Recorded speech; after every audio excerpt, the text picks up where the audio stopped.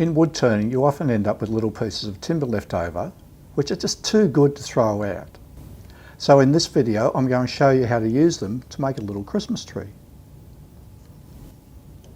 The timber I'm going to be using is some red cedar with a hue and pine insert. By having the inserts like this, it's using up those small pieces of timber, but make it into a larger Christmas tree. So this piece is about 130mm long and 50mm square. That should allow me to get a finished tree that's about 95mm by 45mm long. Mounting in the lathe, I'm going to place it loosely into the 4-jaw chuck, and I'm just going to nip it up slightly so I can bring the tailstock up. By having this little cross section in the timber, it allows me to easily find the centre point.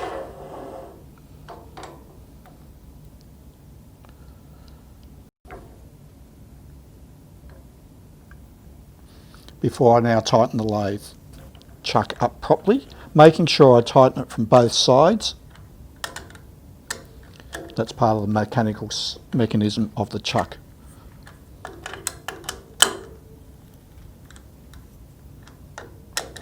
Done. Don't need the tailstock anymore. So that's out of the way. The tools I'm going to be using are, I'm going to do the initial shaping with a roughing gouge. The roughing gouge provides a very nice heavy tool for doing those initial cuts. I'm also going to be using a skew chisel. The skew chisel will allow me to do some very sharp cuts with the corners, as well as some scraping action by bringing the tool into the timber. Spindle gouge. A spindle gouge allows me to use some curvature within the work, and you'll see that when I'm doing the cutting. And a parting tool. This is where I'll be using it to cut into where the trunk will be, and also for the base. So let's get started. Always remember the safety tips, that the tool rest should be as close to the timber as possible. Hand rotate the chuck to make sure it's clearing the tool rest, and ensure that you're wearing your face shield. And let's get turning. The speed I'm going to be using is around 1700 RPM. With the roughing gouge, I'm going to be working downhill, that is, I'm cutting across the fibres, not into the fibres.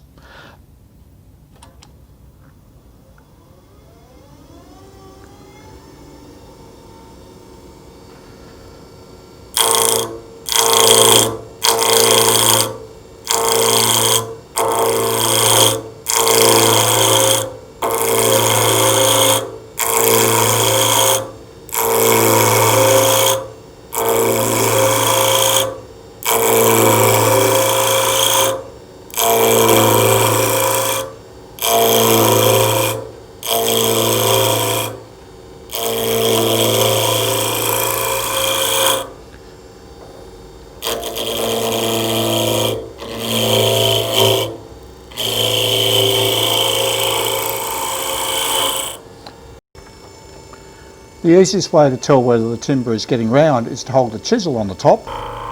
Once it's running smoothly, I got bounce up this end, no bounce there. So I need to take a bit more from this end.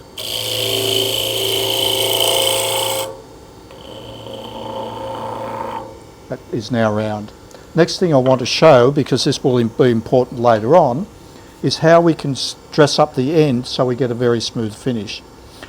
Just take a fine cut with the parting tool first.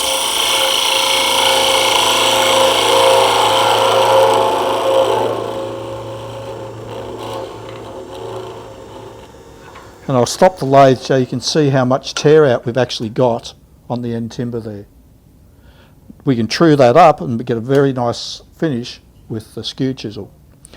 What I'll be doing with that is using the bevel to run exactly along the surface in the direction I want, and just take a very fine slice by bringing the tip of the tool into the timber and then raising the handle.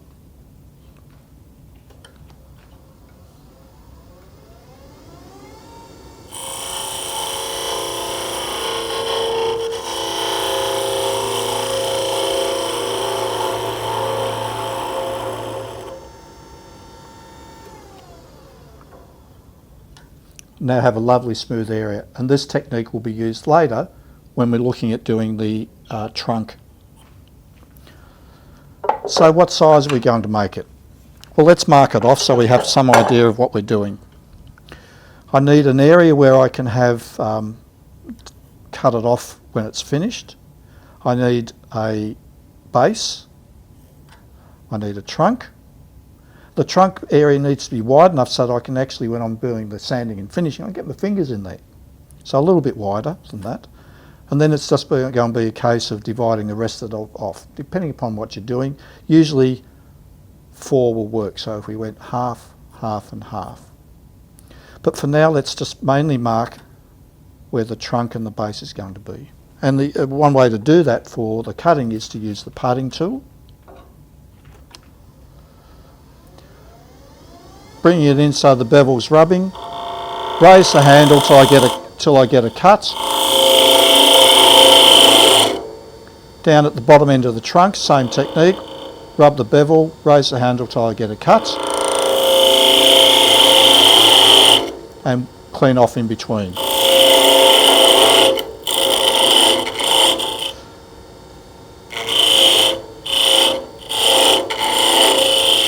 I don't want to go too deep at this stage because that's what's providing all the support for the rest of this timber. Now, so that we can start shaping the tree, we need to cut this down into a sort of a cone shape, and that's going to be the rough outline of the tree.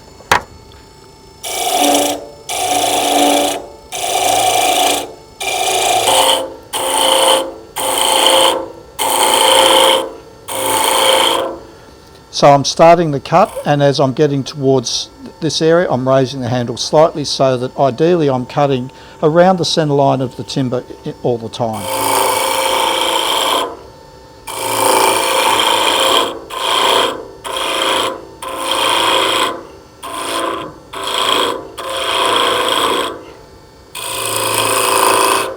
I'm watching what's happening over here on the opposite sides of the tool. That's where I can see what shape is happening with the timber.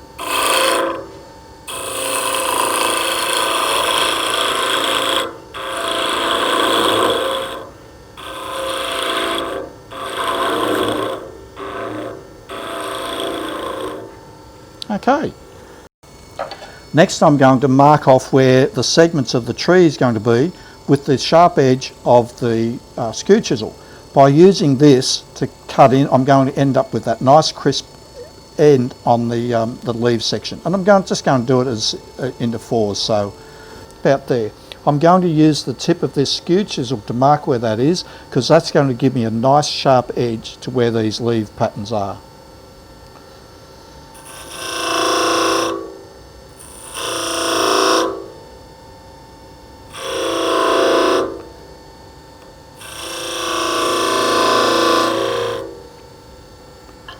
And then to shape off the leaves, I can use the spindle gouge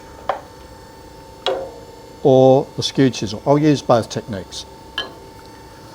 The tip, I'm going to use the spindle gouge, and to do that I'm going to be cutting at the tool clock position on the tool. Rolling the tool over so that there is a bit slight angle on the bevel. Picking up that position, and then as I cut I'm going to sweep my hand across towards my body, and that's going to give me a curvature to that leaf pattern.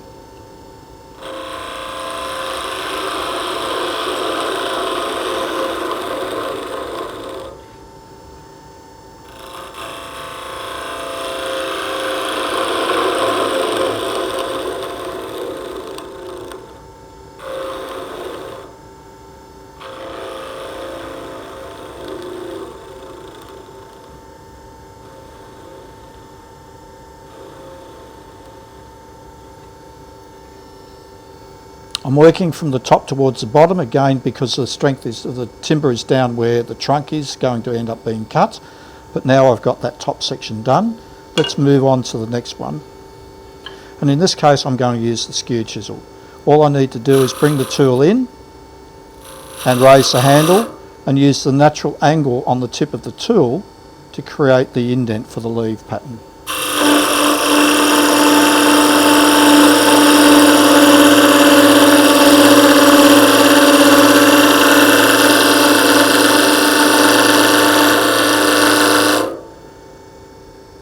slight disadvantage from an aesthetic point of view is that that's got a straight edge to it instead of the curvature.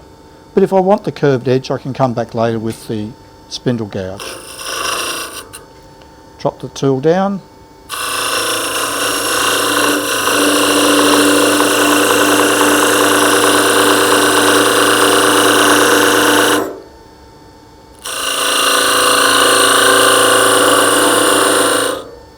Simply raising the handle up is all that's needed to provide this cut.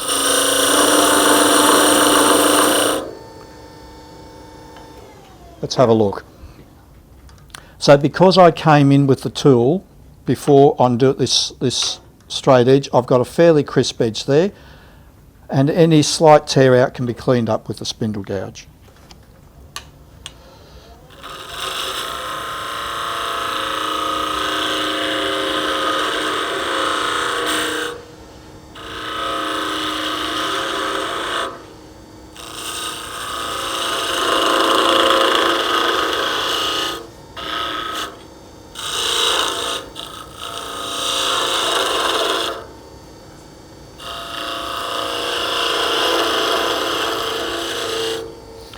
As I'm getting into the corner, I'm bringing the tool all the way around so that the flute is vertical. That allows me to come in nice and tight on that corner. But I can always come back with a skew chisel and just give that a little nick if there's any extra there that shouldn't be there.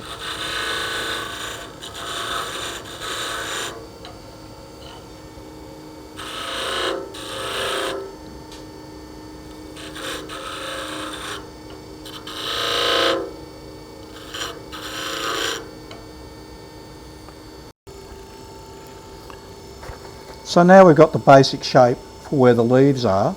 We can now move on and cut the trunk down to its size. And that's what I'll be using the parting tool for. With the parting tool, we're positioning the bevel onto the tool and raising the handle. Normally with a parting tool you take two cuts side by side so the edges of the tool don't bind. In a tree about this size, it's probably going to be about 12mm diameter, but it's all about how it looks right to you.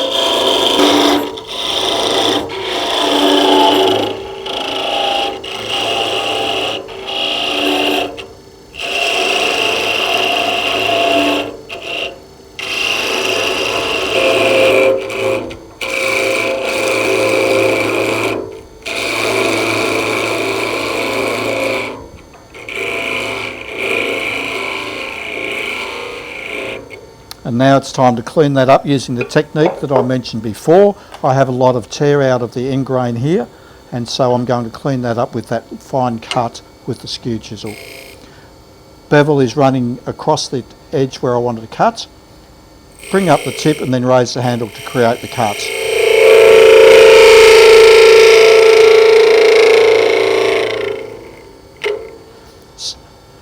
The base needs to be shaped down to its finished size.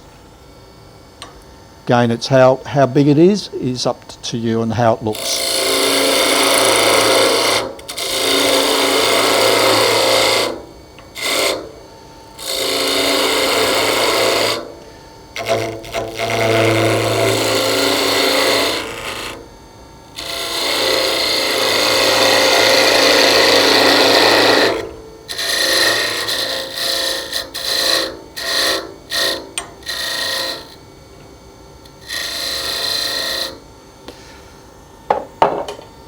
Clean up the edge as well in the same technique as before with the skew chisel.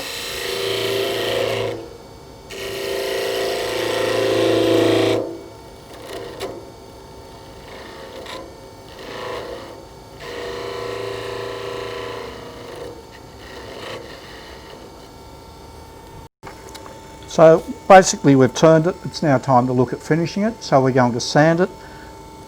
This timber, being red cedar, is quite soft, so my starting grit for the sandpaper can be 320. On a rougher piece of timber, you may wish to go lower, say a 120 or something like that. It's whatever the timber needs. Change the speed of the lathe down to about 700 so that the paper is doing all the work without potentially burning it. Sanding is usually a case of using the paper to its best advantage, so making sure you've got a nice clean section of the paper. Working the paper backwards and forwards so I'm not just using one spot of it.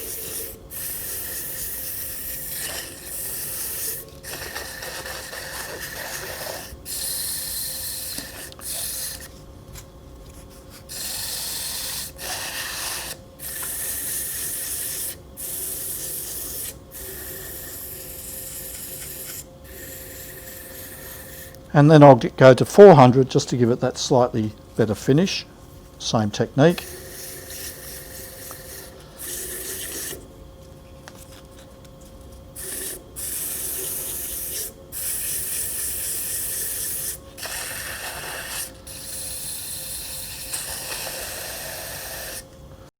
So now it's sanded, I'll take the waste hook down a little bit finer before we start looking at applying the finish.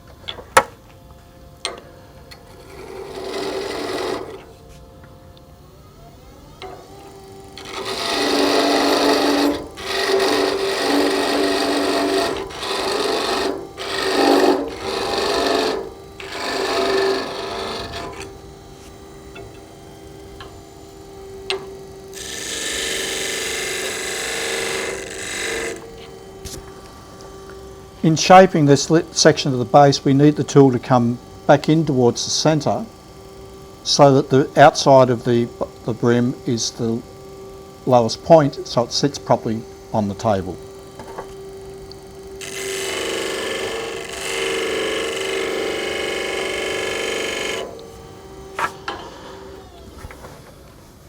Okay, finishes. There's a number of different finishes that we can use. In this example, I'm going to use Danish oil. I like to wear a glove when I'm using oils, just to keep it off the hands and a bit of safety. And paper towel works really well to apply your finish. You don't need oil. Old flannelette works well too.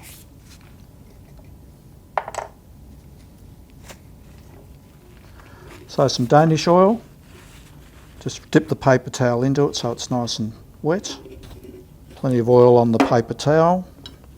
And one of the nice things about turning is to see those beautiful colours come out of the timber when you apply your finish.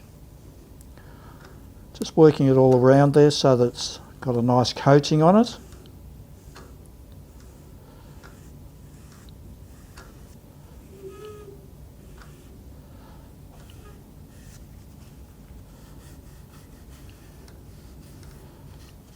Again on the base, just need a little bit more.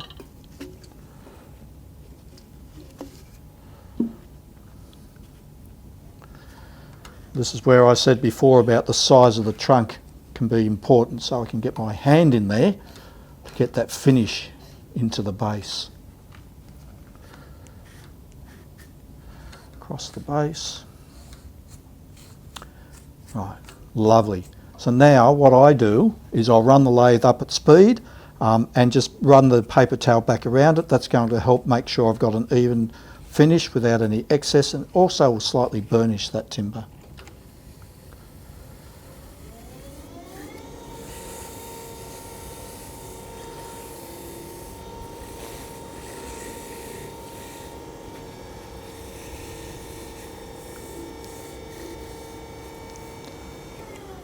I'll let that dry for about half an hour and do it again.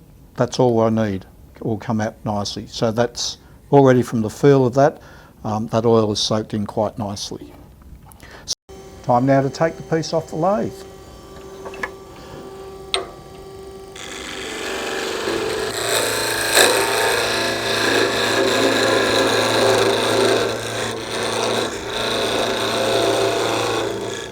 Now I need to start being fairly gentle because I want as little tear out as possible and to cut as much of it through as I can.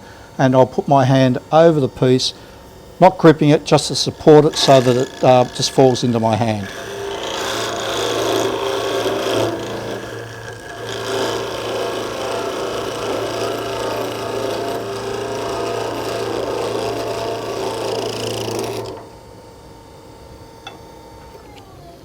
We will end up with a slight little knobble on the bottom, and this is where a skew chisel can be handy, making sure your hands are out of the way, and I can just work that across there to cut that off.